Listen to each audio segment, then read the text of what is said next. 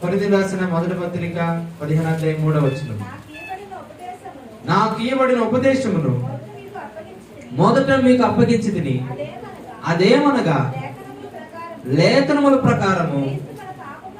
ఇప్పుడు చెప్పండి, మృతుల్లో నుండి ఎందుకు లేచాడు అని అంటే మొట్టమొదటిగా అక్కడ చాలా కరెక్ట్ సీక్వెన్స్ ఇస్తున్నాడు. చదవమ్మా.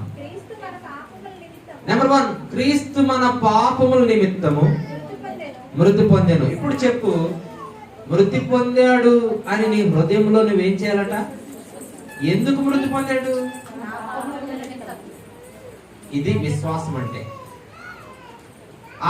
ఆ మృతి పొందినటువంటి ఆ యేసుక్రీస్తు ప్రభు ఆ మరణ పునరుద్ధానములను నీవు హృదయంలో విశ్వసించాలి. నోటితో ఒప్పుకోవటం చాలా మంది ఇక్కడ ఉన్నటువంటి వాళ్ళు, ప్రపంచంలో అదే జరుగుతుంది. యేసు ప్రభు తెలియక కాదు, చాలా మంది తెలుసు యేసుక్రీస్తు ప్రభు అని, కానీ వాళ్ళు చేసేది ఏంటనంటే నోటితో మాత్రమే ఒప్పుకుంటారు, కానీ వాళ్ళు చేయనిది ఏంటనంటే హృదయములో యేసుక్రీస్తు ప్రభుని రక్షకుడిగా అంగీకరించరు. క్రైస్తవుల్లో చాలా మంది అలాంటి వాళ్ళు ఉన్నారు. ఆయన నా పాపం కొరకు చనిపోయాడు, నేను చేసిన భయంకరమైన ఈ పనుల నిమిత్తం, ఈ చేతులతో చేయకూడని అపవిత్రమైన పనులు, ఈ కళ్ళతో చూడకూడని అపవిత్రమైనటువంటి చూసినందుకు, ఈ హృదయంతో ఆలోచన చేయకూడని అపవిత్రమైన ఆలోచనల కొరకు, ఈ కాళ్ళతో నడవకూడనటువంటి ప్రదేశాలకి వెళ్ళినందుకు, నా దేహానంతా కూడా నేను చెరిపేసుకున్నందుకు, పాడు చేసుకున్నందుకు ఆయన తన పవిత్రమైనటువంటి యవ్వన రక్తాన్ని, స్వరక్తాన్ని నా కొరకు కార్చాడు. నా నిమిత్తము కలువరి శిలువలో నాకు ప్రతినిధిగా, నాకు సబ్స్టిట్యూట్ గా ఆయన చనిపోయాడు అని నీవు నీ పాపముల నిమిత్తమై పశ్చాత్తాపడి ఆ విషయాన్ని నీ హృదయంలో అంగీకరించకపోతే నీవు రక్షించబడలేదు. ఏదో క్రైస్తవుడిగా చలమణైపోతున్నావు. నేను క్రైస్తవ కుటుంబంలో పుట్టాను కాబట్టి చర్చికి వెళ్ళాలి కాబట్టి వచ్చేస్తున్నావేమో. అందుకని పేతురు రాసిన పత్రిక మొదటి పత్రిక 2వ అధ్యాయము 23-24 ఈ మాట రాయబడి ఉంది. పేతురు రాసిన మొదటి పత్రిక, ఆయన పాపము చేయలేదు, ఆయన నోట ఏ కపటము లేదు, ఆయన దూషింపబడి బదులు దూషింపబడలేదు, ఆయన శ్రమ పెట్టబడి బెదిరింపక న్యాయముగా తీర్పు తీర్చు దేవునికి తను తాను అప్పగించుకొనును. మనం పాపం విషయమై చనిపోయి నీతి విషయమై జీవించినట్లు, చెప్పండి ఇప్పుడు చెప్పండి, ఆయన తానే తన శరీరమందు మన పాపములను దాని మీద మోసుకొనెను. పొందవలసింది నువ్వు శిక్ష, పొందవలసింది నువ్వు. చెడిపోయిన నీ హృదయాన్ని బట్టి, చెడిపోయిన నీ ఊహను బట్టి, అపవిత్రమైన నీ ఊహను బట్టి, అపవిత్రమైన కార్యాలు చేస్తూ మనసుని పాడు చేసుకున్న నీ బ్రతుకుకి, మనసు యొక్క శరీరం యొక్క ఆశలను అనుసరించి జీవించిన నీ జీవితానికి శిక్ష నువ్వు అనుభవించాలి. కానీ విచిత్రం ఏంటంటే ఆ ప్రేమ కలిగిన దేవుడు, ఆ కృప కలిగిన దేవుడు నీ శిక్షను, నా శిక్షను తన శిలువపై మోసాడు. ఎంత గొప్ప ప్రేమ, ఎంత గొప్ప ప్రేమ. అందుకనే ఒక భక్తుడు ఇలా అంటాడు, పదములు చాలని ప్రేమయది, స్వరములు చాలని వర్ణనది, పదములు చాలని ప్రేమయది, స్వరములు చాలని వర్ణనది, కౌగిలించి పెంచిన కన్నవారి కంటే అది నిన్నయైన ప్రేమ, వారిని సహితము అన్న ప్రేమ, ప్రేమ ఇది యేసు ప్రేమ, ప్రేమ ఇది తండ్రి ప్రేమ, ప్రేమ ఇది ప్రాణమిచ్చిన ప్రేమ, కలువరి ప్రేమ. ఆ కలువరి ప్రేమకు సాటి ఎవరు? లోకంలో ఎవ్వరు ప్రేమించరు, లోకంలో ఎవ్వరు నిన్ను ఇష్టపడరు. కానీ నువ్వేంటో నిన్ను తెలిసి కూడా నిన్నుగా అంగీకరించిన ప్రేమ అది. ఇలాంటి ప్రేమ ఈ లోకంలో ఎవ్వరు చూపరు. నువ్వేంటో తెలిసి కూడా నిన్ను అంగీకరించాడే ఆ యేసు ప్రభు.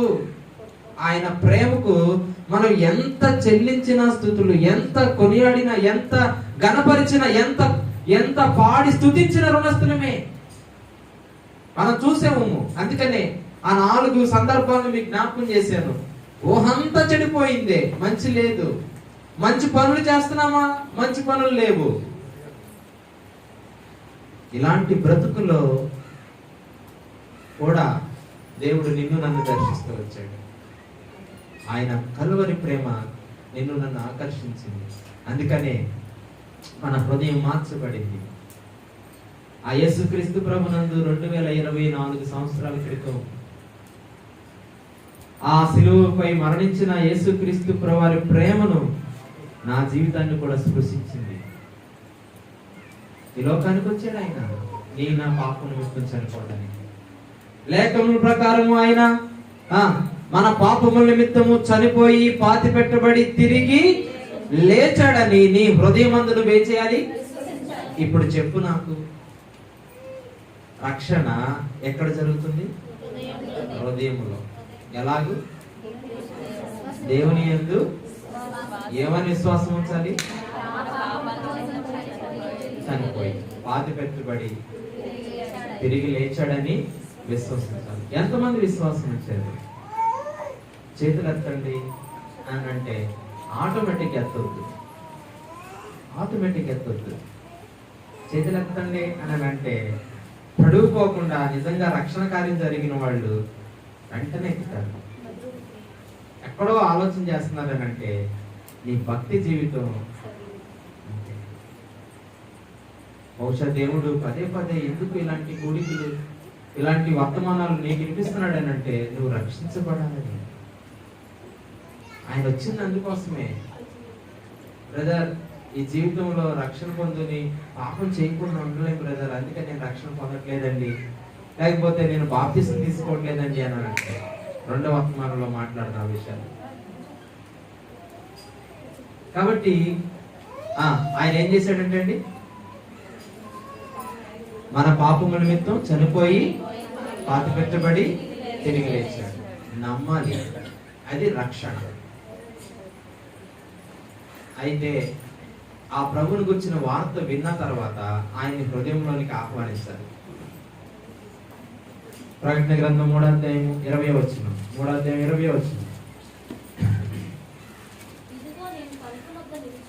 ఇదిగో నేను తలుపు వద్ద నిలుచుండి తట్టుచున్నాను. ఎవడైనా నా స్వరము విని తలుపు తీసిన యెడల నేను అతని యొద్దకు వచ్చి అతనితో నేనును నాతో కూడా అతడును భోజనం చేయదుము. దేవుడు ఇస్తున్న ఒక ప్రామిస్ ఏంటనంటే, if you want to open your heart, నీ హృదయాన్ని తెరవాలి, దేవుడు నా హృదయంలో ఉండాలి, ఆయన్ని నేను కలిగి ఉండాలి అని నీవు ఆశపడితే ఆయన రావడానికి సిద్ధంగా ఉన్నాడు. ఈ ఆలయంలో దేవుని సన్నిధి ఎలాగుందో మనం చదువుతూ వచ్చాము, మీరు దేవుని ఆలయమై ఉన్నారని. కాబట్టి ఇప్పుడు ఆయన నీ హృదయంలో ఉండాలనుకుంటున్నాడు. ఈ దేవాలయంలో మాత్రమే కాదు కానీ నీ హృదయం అనే ఆలయంలో ఆయన నివసించాలని, ఆయన దేవుడిగా ఉండాలని ఇష్టపడుతున్నాడు. ఎవరికో నువ్వు నీ హృదయంలో స్థానం ఇచ్చి, ఎవరినో నువ్వు కలిగి ఉండి వేటినో వెంబడిస్తూ నీ జీవితాన్ని ఇంకెంతకాలం పాడు చేసుకుంటావు? ఇంకెంతకాలం పాప జీవితం కోసం వెంపర్లాడతావు? ఎంతకాలం దేవుని ప్రేమను తోసివేస్తావు? సాతాను బంధకాలతో బంధించబడి, సాతాను కట్టల చేత ఏడవబడుతూ బంధింపబడి ఇంకెంతకాలం? దేవుడు విడిపించడానికే ఈ లోకానికి వచ్చాడు. నువ్వు ఇష్టపడితే నీ జీవితంలో కూడా రావాలని ఇష్టపడుతున్నాడు. నీ పాడైపోయినటువంటి నీ చెడిపోయినటువంటి, అపవిత్రమైనటువంటి, అవివేకమైనటువంటి నీ హృదయాన్ని కూడా మార్చడానికి ఇష్టపడుతున్నాడు ఆయన. అందుకనే ఎవడైనా నా స్వరము విని తలుపు తీస్తే నేను వాని హృదయంలోనికి వస్తాను. తలుపు తీస్తావా? నీ హృదయం అనే లాక్ ఓపెన్ చేయకుండా ఆయన రాడు. చాలా మంది విచిత్రంగా ఇలా అంటాడు, బ్రదర్ టైం రావాలి బ్రదర్, దేవుడే మార్చుకుంటాడులే బ్రదర్, దేవుడే మార్చుకుంటాడు. నేను మాత్రం తాగుతూనే ఉంటా, నేను తాగుతూనే ఉంటా, నేను వ్యభిచారం చేస్తూనే ఉంటా, నేను జాగ్రత్తలు చేస్తూనే ఉంటా, నేను దొంగతనాలు చేస్తూనే ఉంటా, అబద్ధాలు ఆడుతూనే ఉంటాను, బూతులు ఆడుతూనే ఉంటాను, మోసం చేస్తూనే ఉంటాను, నా ఇష్టం వచ్చినట్టు బ్రతుకుతాను బ్రదర్. దేవుడుంటే మార్చుకోమను, దేవుడుంటే మార్చుకోమను. దేవుడు మనిషికి చూడాలి అందరూ, దేవుడు మనిషికి స్వేచ్ఛనిచ్చాడు. నువ్వు ఆహ్వానించిందే నీ హృదయంలోనికి ఆయన ఎన్నడూ రాడు. నువ్వు చెయ్యి నీ ప్రయత్నం. ఏంటిది? దేవా నా జీవితాన్ని మార్చు, నా హృదయంలోనికి రా, నా చెడిపోయిన హృదయాన్ని మార్చు అని నువ్వు చిన్న ఆశ కలిగి ఉంటే చాలు. ఆయన రెడీగా ఉన్నాడు, డోర్ దగ్గర తడుతున్నాడంట, ఓపెన్ చేస్తే ఆయన వచ్చేస్తాడు. ఇప్పుడు ఏంటంటే ఆ లాక్ను ఓపెన్ చేయకుండా అలాగే ఉంచేస్తున్నాం మనం. ఇంకా టైం ఉందిలే, ఇంకొంచెం ఒక 1 year వరకు టైం ఉంది, ఇంకొక 2 years వరకు ఉంది, లేకపోతే ఇంకొక నెల వరకు ఉంది అని ఏం చేస్తామంటే మనం పోస్ట్ పోన్ చేసుకుంటా ఉంటాం. కానీ దేవుడు కోరుకుంటున్నాడు ఏంటంట, నీ హృదయంలోనికి రావాలని. ఎందుకు నీ హృదయంలోనికి రావాలని? నీ హృదయాన్ని పవిత్రపరిచి, దేవుడు ఆరంభంలో ఏ ఉద్దేశం చేతమైతే మనిషిని సృజించుకొని మనిషితో సహవాసం చేయాలనుకున్నాడో అదే ఉద్దేశాన్ని మరలా నీ జీవితంలో కలగ చేయాలి దేవుడు ఇష్టపడుతున్నాడు. ఇంకెంతకాలం దేవుని తోసేస్తా ఉంటావు? ఇంకెంతకాలం దేవుని పక్కన పెడతా ఉంటావు? నీ హృదయంలో అధికారం ఆయనకి ఇవ్వు, నీ హృదయంలో పూర్తి ఆధిపత్యాన్ని ఆయనకి ఇవ్వు, ఆయన్నే ప్రభువుగా పెట్టుకోవాలి నువ్వు. ఇప్పుడు ఒకసారి రోమిలు రాసిన పత్రికలోకి వద్దాం. యేసు ప్రభు అని, ప్రభు అని అంటే అర్థం ఏంటంటే ఆయన నా జీవితానికి అధిపతి, ఆయన చిత్తము నేను చేస్తాను, ఆయన చెప్పినట్లు నడుస్తాను అని అర్థం. ఈ అనుభవానికి రావాలి. యేసు ప్రభు అని అంటే ఏమనుకుంటామనంటే దేవుడు అని అనుకుంటున్నాం. దానిలో ఉన్న అర్థం ఏంటంటే ప్రభు అని అంటే నా యజమానుడు, ఆయన చెప్పింది నేను చేయాలి, ఆయన చెప్పినట్లు నేను నడవాలి అని నువ్వు అనుకోవాలి. నీ బాస్ చెప్తే నువ్వు నడుస్తావా? నీ యజమానుడు నీ మీద ఉన్న అధికారి చెప్పినప్పుడు ఇది చెయ్యి అని అంటే చేస్తావా? ఇప్పుడు యేసయ్యా నువ్వేం చెప్తే చేస్తానయ్యా అన్న అనుభవంలోకి నువ్వు రావాలి. సాతాను చెప్పినట్లుగా నడుస్తావు ఇప్పుడు దాకా, నీ మనసు యొక్క కోరికలు అనుసరించి నడిచావు. కానీ ఆయన అంటున్నాడు, నువ్వు ప్రభువుగా నన్ను ప్రతిష్ఠించు నీ హృదయంలో. నీ హృదయాన్ని, పాడైపోయిన నీ హృదయాన్ని నాకు ఇవ్వు, నేను మారుస్తానని అంటున్నాడు. నువ్వంటున్నావు నేను మాత్రం అలా వస్తాను, వెళ్ళిపోతాను, చలామణి అయిపోతాను, గుంపులో కలిసిపోతాను, నామకార్థ క్రైస్తవుడిగా ఉండిపోతాను, నా జీవితాన్ని నా ఇష్టం వచ్చినట్టుగా నేను లీడ్ చేస్తాను అని భ్రమలో బ్రతుకుతూ ఇంకెంతకాలం నిజమైన సంతోషాన్ని కోల్పోతాం. ఈరోజు చాలా మంది క్రైస్తవులు సంతోషం లేకపోవడానికి కారణం యేసుక్రీస్తు ప్రభుని రక్షకుడిగా హృదయంలో అంగీకరించకపోవటమే. నిజంగానండి, మీరు నమ్మరు, దీన్ని ఆఫ్ చేసి చెప్తున్నా నేను. ఒక సినిమా చూసిన దానికన్నా, ఓపెన్ గా చెప్తున్నాను, ఒక సినిమా చూసిన దానికన్నా, ఒక మందు బాటిల్ తాగిన దానికన్నా, లేకపోతే ఇంకా మనం ఏవైతే సంతోషాన్ని ఇస్తున్నాయో అవన్నీ చేసిన దానికన్నా దేవుడిచ్చే సంతోషం చెప్పనాశక్యము గాని మహిమాయుక్తమైనటువంటి సంతోషం. ఆ జాయ్ని అనిపించిన వాళ్ళకి తెలుస్తుంది హృదయంలో. అందుకని అపోస్తలుడైన పౌలు అంటాడు, ఆయన ఇచ్చే సంతోషము చెప్పనాసక్యము గాని మహిమాయుక్తమైన సంతోషం. ఈ లోకంలో ఎవరు ఎక్కడ ఎవరు ఇవ్వలేనిది, ఏది ఇవ్వలేనిటువంటిది ఆయన నీ హృదయంలో ఆ సంతోషాన్ని అనుగ్రహిస్తాడు. నువ్వు టెంపరరీ ఎంజాయ్మెంట్ కోసం పరుగులెడుతున్నావు, కానీ ఆయన అంటున్నాడు మహిమాయుక్తమైన సంతోషాన్ని నీకు ఇస్తాను అని అంటున్నాడు. నువ్వు ఓపెన్ చేయి నీ హార్ట్, నమ్ము. నీ పాపం కోసమే, మా పాపాల కోసము, మనుషులందరి పాపాల కోసం అలా చెప్పుకో, అలా అనుకో మాకు. నా పాపం నిమిత్తం ఆయన చనిపోయాడు. ఎంతమంది గ్రహింపులోకి వచ్చారు? చాలా మంది ప్రార్థన చేయండి అంటే మా పాపాలు క్షమించి, మా పాపాల గురించి మా వద్దు, నీ వ్యక్తిగతంగా నీ కోసం వచ్చాడు ఆయన, నా కోసం చనిపోయాడు. భక్తి వ్యక్తిగతమైంది. చాలా సందర్భాలు చెప్పాను మీకు ఈ మాట. నేను పాస్టర్ గారు ప్రార్థన చేస్తే పరలోకానికి వెళ్ళం, మన అమ్మ ప్రార్థన చేస్తే పరలోకానికి వెళ్ళం, మన భర్త మన భార్య మన కోసం ప్రార్థన చేస్తే, మన పిల్లలు మన కోసం ప్రార్థన చేస్తే పరలోకానికి వెళ్ళం. నేను నా పాపము నిమిత్తమై పశ్చాత్తాపడి నా కొరకు ప్రభువైన యేసుక్రీస్తు వారు కలువరి సిలువలో తన ప్రాణాన్ని అర్పించాడు, నా పాపాన్ని ఆయన సిలువపై మోసి బలియాగం చేశాడు అని నేను నమ్మితే ఎక్కడ? హృదయములో విశ్వసిస్తే, నోటితో ఒప్పుకొని నాకు రక్షణ వచ్చినట్లు. నువ్వు ఇంకా ఏదన్నా చెయ్యి, ఈ రక్షణ కోసమే యేసుక్రీస్తు ప్రభు తన ప్రాణాన్ని పెట్టాడండి. విలువైన ఈ రక్షణని ఎంత కాలం తృణీకరిస్తావు? ఎంతకాలం నామకార్థ క్రైస్తవుడిగా బ్రతికేస్తావు? వద్దా ఈ సంతోషం నీకు? దేవుడిచ్చే ఈ ఆనందం నీకు వద్దా? ఈ నిజమైన సంతోషాన్ని కోల్పోతావా? ఆలోచించే, ఒకసారి ఆలోచించే.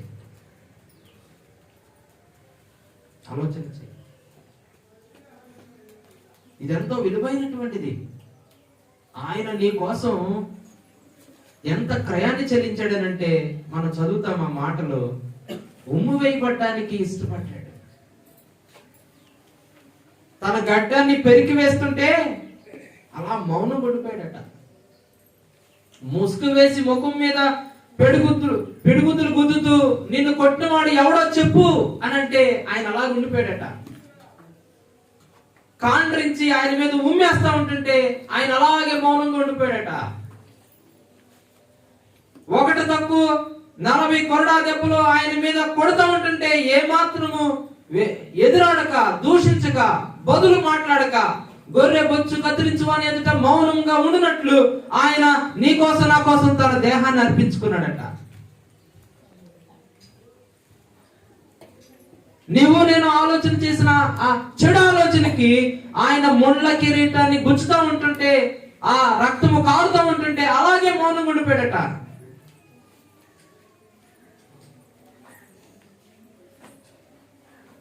మోయసఖ్యము కాని బరువైన మ్రానుని మోసుకుంటూ ఆ కాళ్ళకు ముళ్ళు గుచ్చుకుంటూ వెళ్తా ఉన్నప్పుడు కొరడా దెబ్బలు కొడుతుంటే తోలనాడేవాళ్ళు, అసహించుకునేవాళ్ళు, అవమానపరిచేవాడు, నువ్వు దేవుడైతే దిగు, నిన్ను నమ్ముతాం అని హేళన చేసిన వారు అలా మాట్లాడుతూ ఉంటుంటే మౌనంగా ఉండిపోయాడు. ఒక్కటే, నీవు రక్షణ పొందాలని. ఈ రక్షణ ఊరికే రాలేదండి. ఎంతో క్రయం చెల్లించాడు. రక్షణ ఉచితమే, కానీ ఈ ఉచితం వెనక ఎంతో క్రయధనం ఉంది, ఎంతో త్యాగం ఉంది. సింపుల్ గా నన్ను రక్షించేసయ్యా, నా పాపాలు క్షమించయ్యా అని అంటున్నావు, కానీ ఆయన నీకు రక్షణ ఇవ్వటానికి ఎంత త్యాగం చేశాడో అది నీకు అర్థమైతే నీ జీవితాన్ని మార్చుకోకుండా ఉండలే. హృదయమందు విశ్వసించాలి, మృతులలో నుండి ఆయన లేచాడని, నా పాపముల నిమిత్తం చనిపోయాడని. ఇలా అనుభవంలోకి వస్తే ఆయన అంటున్నాడు నీకు రక్షణ ఇస్తాడట. ఇప్పుడు అంత మాత్రమే కాదు, ఆయన నిన్ను ఏ అనుభవంలోకి తీసుకొస్తాడు? మనం అంగీకరించాము, మన హృదయాన్ని తెరిచాము, ఇప్పుడు ఆయన నిన్ను మార్చేస్తాడు. నీ హృదయంలో ఆయన తన ఆత్మను పంపుతాడంట. చూడండి గలతీయులకు రాసిన పత్రిక 4వ అధ్యాయం 6వ వచనము. మరియు మీరు కుమారులై ఉన్నందున నాయనా తండ్రి అని మొర పెట్టుకొను. తన కుమారుని ఆత్మను దేవుడు మన హృదయములకు పంపాడు. ఇప్పుడు చెప్పండి అమ్మా నాకు, దేవుడు మన హృదయములోనికి ఏం పంపాడు? తన ఆత్మను పంపాడు. నువ్వు ఇష్టపడినప్పుడు, నువ్వు ఆ సువార్త విని యేసుక్రీస్తు ప్రభు దేవుడని తెలుసుకొని నోటితో ఒప్పుకొని హృదయంలో విశ్వసించినప్పుడు, నీ హృదయం అనే తలుపు తెరిచినప్పుడు దేవుడు చేసిన గొప్ప కార్యం ఏంటంటే నీ హృదయంలోనికి ఆయన ఆత్మను పంపాడు. ఇప్పుడు 2 ఆత్మలు నీలో ఉంటాయి. 2 పురుషులు నీలో ఉన్నారు, ప్రాచీన పురుషుడు, నవీన పురుషుడు. అందుకనే దేవుని చేత రక్షించబడి దేవుని కార్యం జరిగినటువంటి వ్యక్తులు పాపము చేయరు కాదు, పాపము చేయజాలరు. ఒకప్పుడు నేను సినిమాలు చూసేవాడిని.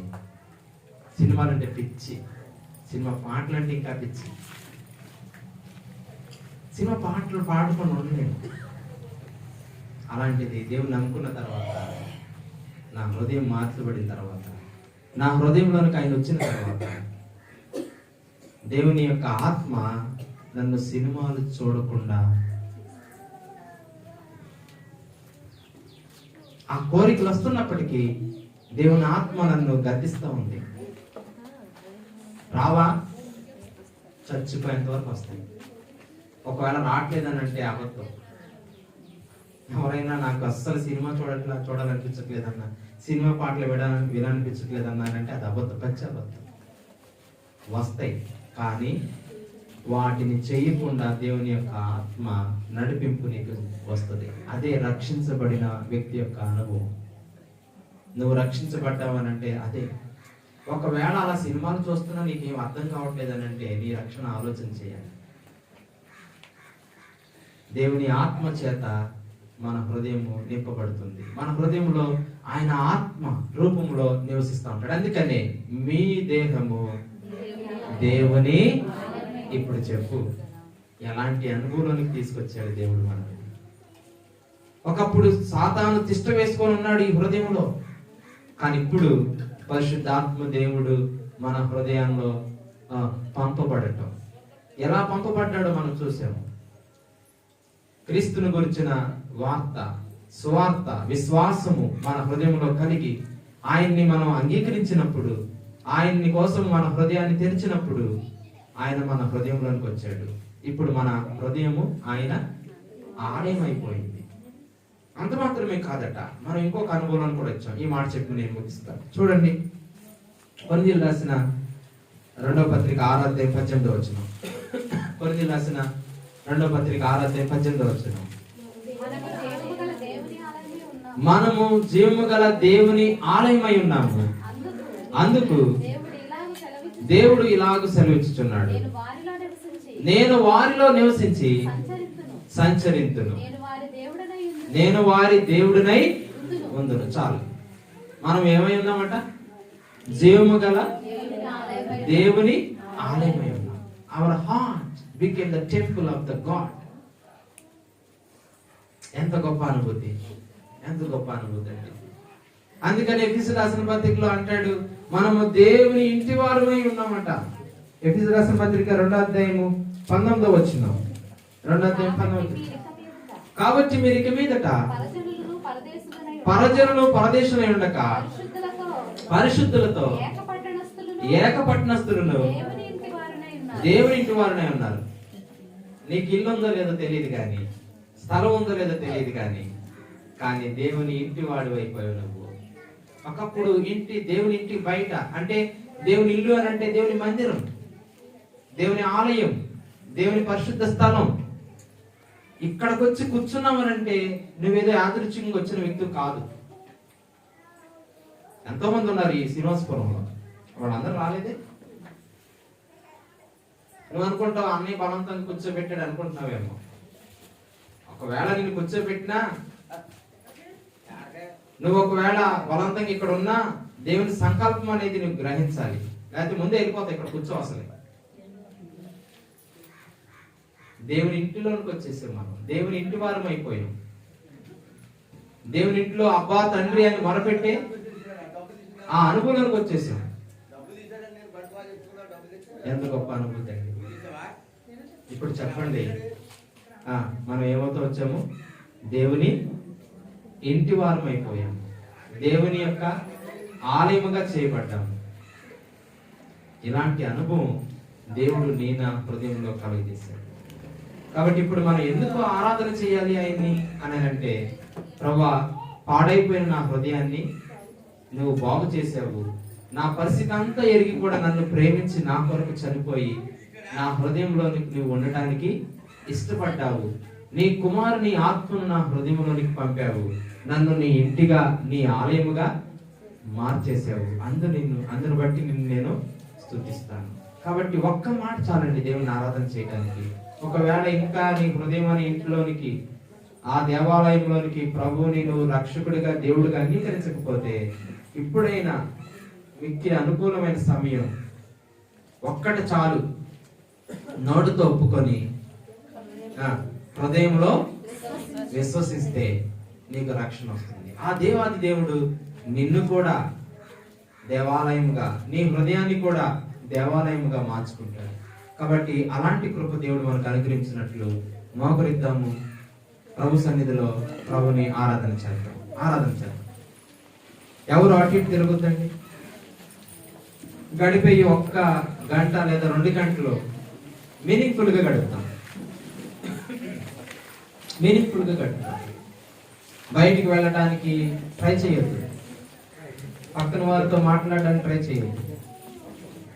దేవుని ఆరాధించే సమయం ఎంతో విలువైంది, ఎంతో ప్రశస్తమైంది. ఒక్కసారి నీ హృదయాంతరంగంలో తొంగి చూడు. గత నీ జీవితం ఎలాంటిది? దేవుడు ఎలాంటి స్థితిలోనికి దేవుడిని తీసుకొచ్చాడు?